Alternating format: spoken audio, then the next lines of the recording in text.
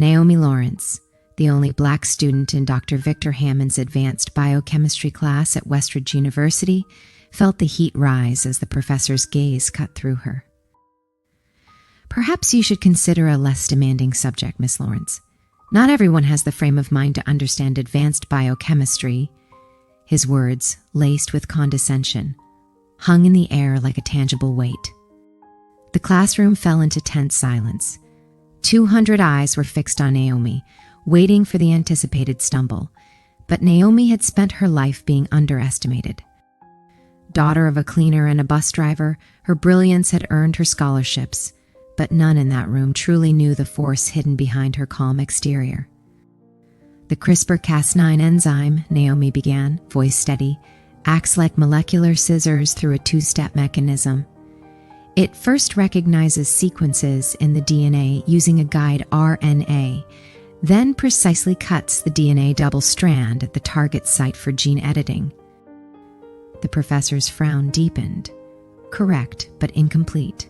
"Elementary, Lawrence," Hammond snapped. "Now explain the ethical implications of Wong et al.'s 2019 study in Nature Biotechnology, Volume 87, page 834. A trap. The paper wasn't required reading, only mentioned in passing weeks ago.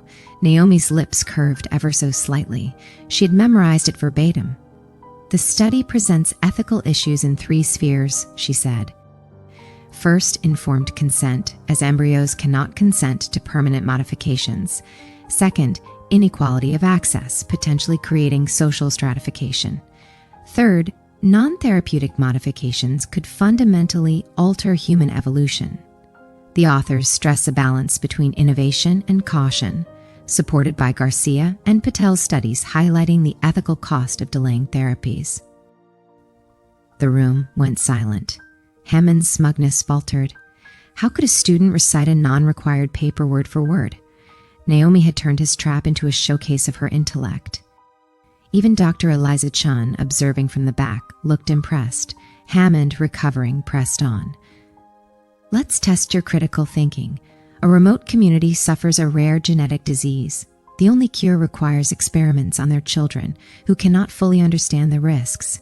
How would you proceed under Harrington's model of scientific responsibility?" Naomi leaned forward. "Professor, your scenario is a false dichotomy.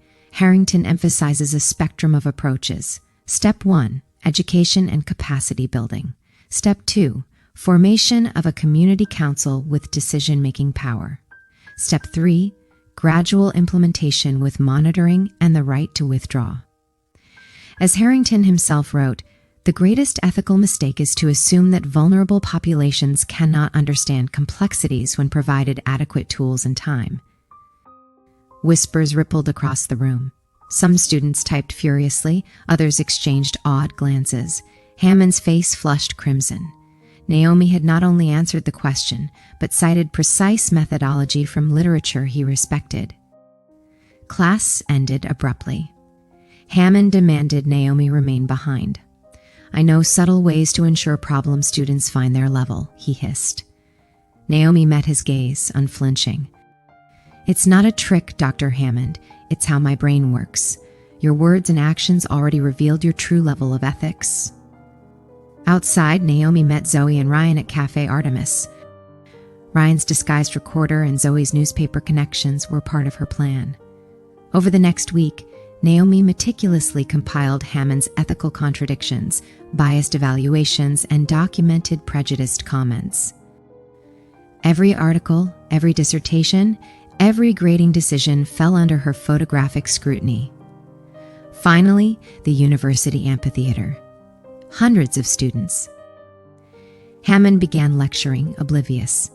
Naomi raised her hand. "Professor, could you clarify how your principle of ethical proportionality aligns with your 2018 article claiming cultural and socioeconomic considerations are secondary to scientific advancement?" Gasps. Hammond faltered.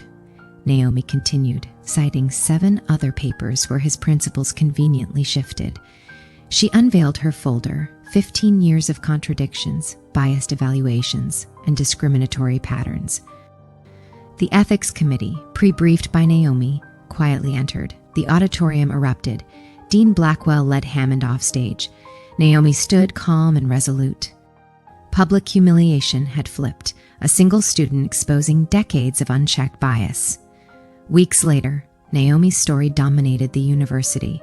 Hammond's career crumbled. Scholarships, doctoral offers, and mentorship positions were extended to Naomi. The student body rallied, systemic reforms implemented, blind grading protocols enforced. Naomi had not just defended herself, she had sparked a quiet revolution against academic prejudice. At a national bioethics conference months later, Hammond approached her. "You ruined my career." Naomi's eyes met his, steady and unafraid. "No, Professor. You ruined your own the moment you judged intellect by appearance. I only remembered and documented your own words." Her photographic memory had been extraordinary, but courage was her true weapon.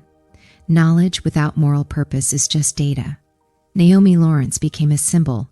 The power to challenge injustice lies not in what you can memorize, but in having the bravery to confront systemic inequality.